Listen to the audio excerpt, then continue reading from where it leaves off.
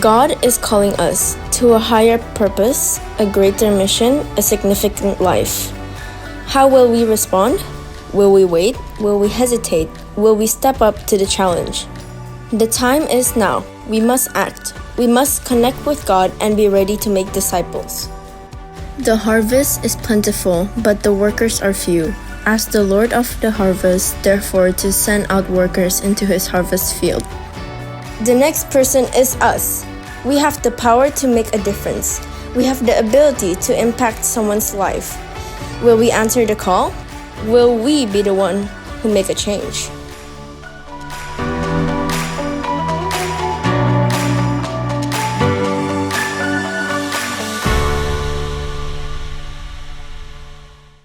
Oke, puji Tuhan teman-teman, dan saya sangat yakin bahwa ada juga mungkin tadi Farel udah bagikan bagian dia ya.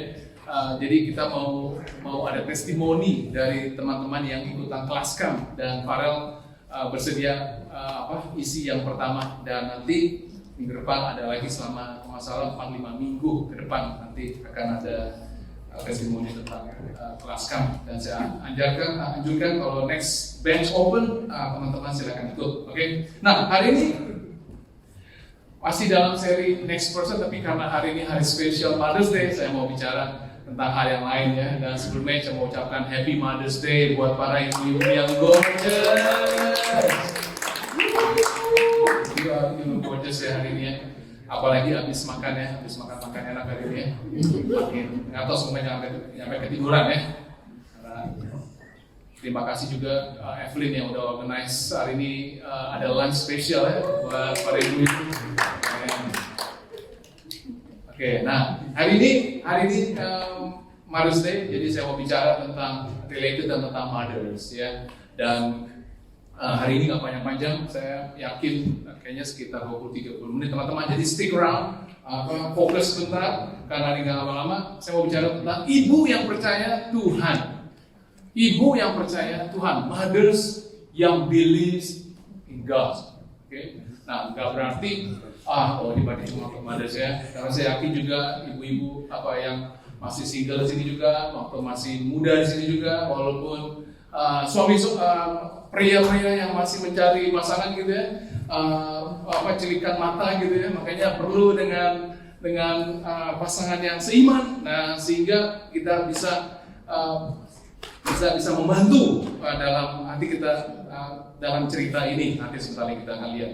Nah, jadi hari ini saya mau bicara tentang seorang perempuan, seorang ibu yang mungkin kita jarang dengar, mungkin di khotbah, atau mungkin kita pernah baca Alkitab, tapi juga mungkin begitu cepat berlalu sehingga pada saat kita baca kita lupa namanya. Nah kita kenal suaminya very very famous. Even suaminya ini punya cerita, anakku Sofia dan Olivia amat sangat tahu persis ceritanya. Suaminya, bukan istri. Nah, siapakah? Gerangan. Oke. Ibu ini membuat keputusan dan tindakan iman yang hebat dan sangat berarti buat pada saat saya membaca. Namanya tidak lain adalah Maria. Nanti minggu depan Roko yang akan khotbah tentang Maria. Ada yang lebih, ada beda. Tahun lalu saya bicara tentang siapa? Masih ingat? Ruth. Saya pasti Mother's Day. Tahun ini saya pikir Ruth juga enggak lah. Saya hari ini kita akan bicara tentang Zipporah. Wow, ada pernah dengar Zipporah punya cerita teman-teman? Saya kayaknya banyak yang pernah tahu cerita Zipporah. Oke, saya kenal Zipporah ada satu di New Zealand, di Hamilton orangnya. Hari itu pernah datang, bukan, dia kalau salah pernah ke Christchurch ya, kayak saya lagi di sini. Tapi Ibu Zipporah, wah, nama yang tokoh Alkitab yang luar biasa. Dia adalah istri dari suaminya, ya. Suaminya bernama Musa, dan dia adalah African wife-nya siapa? Musa. Nah, ya bapaknya siapa namanya? Yetro. Nah, Anda buka aja di Keluaran 4. Keluaran 4. Tadi sebenarnya saya punya kita mulai saya bikin PowerPoint-nya mulai dari ayat 21, tapi saya mau baca dari ayat 18. sedikit ya. Ini Musa udah bikin Tuhan ini bete loh teman-teman. Saya ulang ya, Musa ini udah bikin Tuhan bete. Udah hampir melempar murkanya Tuhan udah sampai murka sama Musa dengan urusan dia disuruh bawa bangsa Israel keluar. Oke. Nah, lalu Musa membuat Tuhan bete lagi nih hari ini. Mari kita baca dia. Saya baca tinggal ada di depan. Musa kembali ke Mesir. Lalu Musa kembali kepada mertuanya siapa? Yitro, serta berkata kepadanya, izinkanlah kiranya aku kembali kepada saudara-saudaraku yang ada di Mesir untuk melihat apakah mereka masih hidup. Yitro berkata kepada Musa, pergilah dengan selamat. Jadi Musa mau pulang kampung ya, dia mau ke Mesir tempat dia growing up untuk membawa satu mission besar. Adapun Tuhan sudah berfirman kepada Musa di Midian, kembalilah ke Mesir sebab semua orang yang ingin mencabut nyawamu telah mati. Jadi ada orang-orang yang kelihatannya memang mau buat Musa lose dia punya life, semuanya sudah mati katanya, yang mau mencabut nyawanya ya. Nah lalu ayat ke-20, kemudian Musa mengajak istri, siapa namanya? Sipora, sama anak-anak lakinya, siapa? Ada dua anaknya ya, ada Gersom sama Eliezer. Nah, untuk menaikkan mereka ke atas keledai dan ia kembali ke tanah Mesir. Dan tongkat Allah itu dipegangnya di tangannya. Nah, lalu kita ke depannya. Nah, ini coba mau garis bawahi bahwa firman Tuhan kepada Musa. Firman Tuhan kepada Musa. Pada waktu engkau hendak kembali ini ke Mesir, ingatlah supaya segala mujizat yang telah kuserahkan ke dalam tanganmu kau perbuat di depan Firaun. Tetapi aku akan mengeraskan hatinya sehingga ia tidak membiarkan bangsa itu pergi. Maka engkau harus berkata kepada Firaun, beginilah firman Tuhan, Israel ialah anakku yang sulung. Sebab itu aku berfirman kepadamu, biarkanlah anakku itu pergi, supaya ia beribadah kepadaku. Tetapi jika engkau menolak membiarkannya pergi, maka aku akan membunuh anakmu dan anakmu yang sulung. Oke, stop dulu di sini ya. Mari kita berdoa. Terima kasih Tuhan buat hari ini. Aku percaya Bapak firman-Mu hari ini akan menjadi rema, dan bukan hanya menjadi rema buat para ibu-ibu, dan kami yakin ya Tuhan buat para teman-teman di sini yang juga yang masih single, yang masih belum menjadi mama atau menjadi ibu, juga mendapatkan message perspektif yang tepat hari ini, dan juga para kaum pria juga bisa melihat sesuatu dan bertumbuh di dalamnya. Biarlah Tuhan firman hari ini bisa menjadi begitu sederhana, relevan, dan kami akan diubahkan oleh karena firman-firman ini. Segala puji, hormat, dan syukur untukmu saja. In Jesus' name, amin. Nah, jadi Musa diberi tanggung jawab untuk membawa bangsa Israel keluar dari Mesir. Di Mesir ada seorang raja yang memimpin Mesir. Siapa namanya? Firaun. Betul? Nah, Firaun dia believe dan dia percaya bahwa dia adalah the first son of Egypt, atau dengan kata lain dia adalah the first son of the gods ya, atau dewa-dewa. Nah, tapi Tuhan kita mau reduce dia punya belief ya, Tuhan bahwa bukan dia adalah the first son, bahwa ada seorang yang lebih hebat lagi. Nah, Musa punya tugas utama, betul teman-teman? Tugas utamanya apa? Untuk menyatakan kepada Firaun pesan tadi. Dia ada pesan kepada Firaun dan untuk disampaikan, dan untuk let the people go, untuk membebaskan bangsa pilihannya Tuhan, yaitu Israel. Dan kita tahu bahwa di doa Yesus pun Tuhan Bapa pun juga menyadari bahwa dia akan mengeraskan hati siapa? Hati Firaun, agar Tuhan bisa hakimi dia. Oke? Nah, Musa punya tanggung jawab besar untuk pimpin bangsa besar Israel ini keluar dari Mesir. Akan tetapi ada masalah, benar teman-teman? Apa masalahnya? What is the problem? Ada masalah, mari kita baca ya. Tadi kita lihat masalahnya apa? Di tengah jalan, jadi Musa dengan keluarganya, dia naik kendaraannya, lalu di tengah jalan dia mau menginap di suatu tempat, di suatu hotel atau lodgement atau motel, kita nggak tahu. Tapi dan Tuhan bertemu dengan Musa. Tuhan bertemu dengan Musa dan berikhtiar untuk membunuhnya.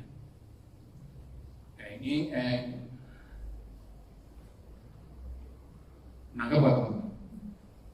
Dia punya misi besar yang diberikan kepada Tuhan, punya misi besar yang diberikan kepada Musa.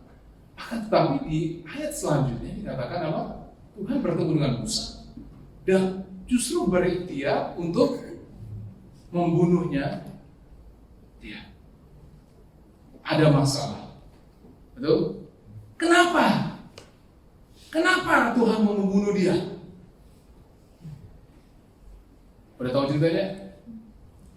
Zaman dahulu dikatakan di janji Abraham bahwa firman Allah pada Abraham, dari pihakmu engkau harus memegang perjanjianku. Engkau dan keturunanmu turun-temurun.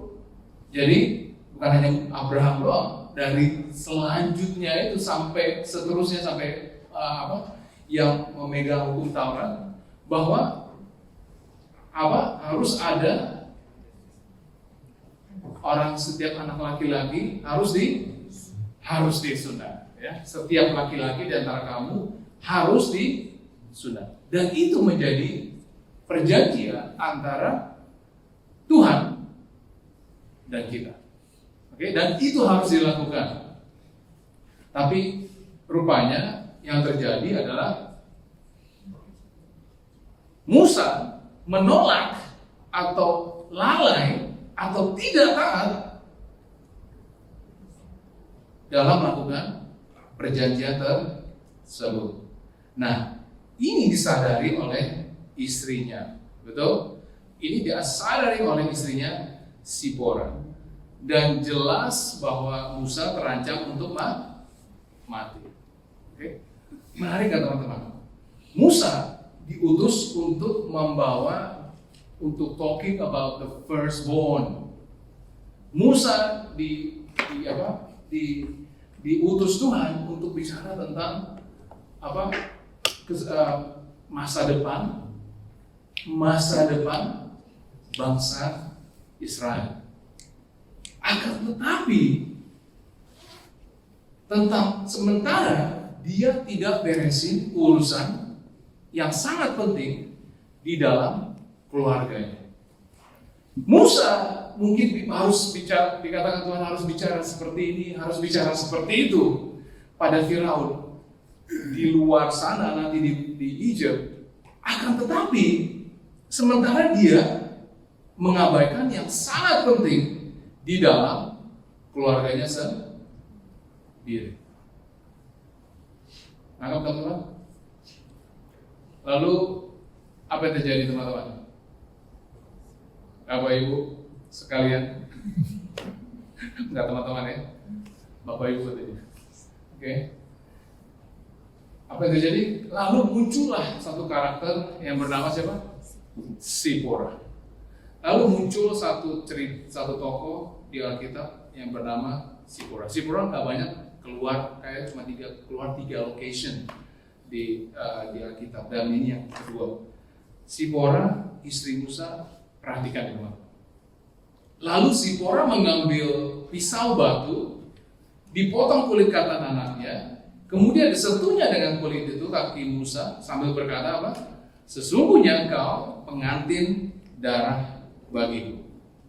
Perhatikan, Sipora sebagai ibu dan istri, dia lakukan apa yang suami atau ayah anak-anaknya tolak untuk lakukan. Yaitu apa? Sunat anak laki-lakinya, yang mengancam dan membahayakan seluruh anggota keluarga ini. Karena kalau Tuhan sampai bunuh Musa, teman-teman, coba bayangkan, kalau sampai Tuhan bunuh Musa, berarti tidak akan ada perlindungan male figures di dalam keluarga ini, sehingga seluruh keluarga mengalami masalah. Tapi puji Tuhan, Sipora step in pada saat Musa gagal, teman, betul? Sipora mensa karena Musa tidak mensa. Oke, saya mau ajak ibu-ibu di sini juga ada mensa. Kalau suami loyo teman-teman, halo, kita para ibu-ibu Anda sebagai penolong, betul, sebagai penolong suami. Nah, seluruh keluarga bisa mengalami masalah. Nah, saat seorang laki-laki entah tidak bisa atau tidak mau memenuhi spiritual opportunity atau spiritual responsibility atau tanggung jawab rohani dalam keluarga dan membahayakan keluarganya, sang istri atau sang ibu punya hak untuk fill in agar rumah tangganya masih dalam perlindungan rohani. Ini yang dikenal dengan doktrin yang namanya interposition. Pernah dengar teman-teman? Namanya doktrin interposition, di mana seorang ibu atau seorang istri punya hak untuk fill in agar rumah tangganya masih dalam spiritual covering. Masih nangkep, sobat? Oke? Nah, doktrin ini yang Tuhan izinkan untuk mengizinkan seseorang masuk di antara atau interpose antara kebenaran dan keadilan yang Maha Kuasa dengan orang-orang yang rebellion agar mengalihkan penghukuman. Saya ulang ya.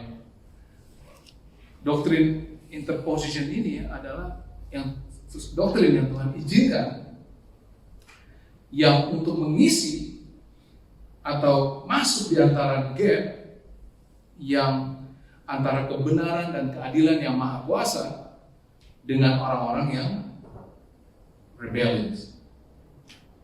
Saya kasih cerita ya.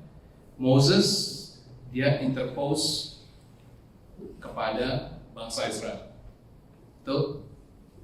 Moses interpose antara Israel dan Tuhan. Karena bangsa Israel yang rebellion, yang memberontak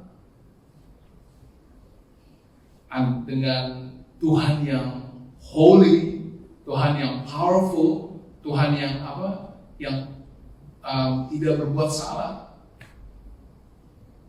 Tuhan maunya menghancurkan bangsa Israel. Tetapi Musa interpose antara bangsa Israel dan Tuhan. Nangkap betul-betul? Halo? Slay me instead. Bunuh aku instead.